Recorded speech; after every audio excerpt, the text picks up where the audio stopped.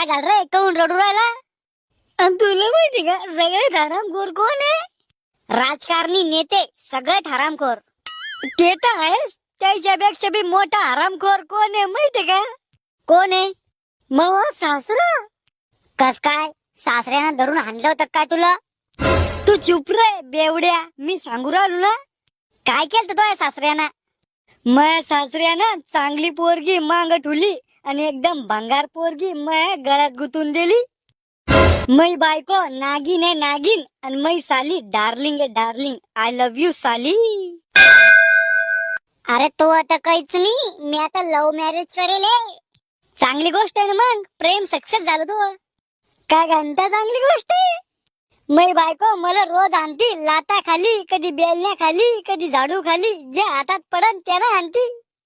हे तर अन्याय आहे, अत्याचार आहे पुरुषावर. तू काय कर, केस टाकतोय बायकोवर आणि जलद पाठवतील. टाकली होती मी केस तिच्यावर, वकील बी बोलवला होता घरी.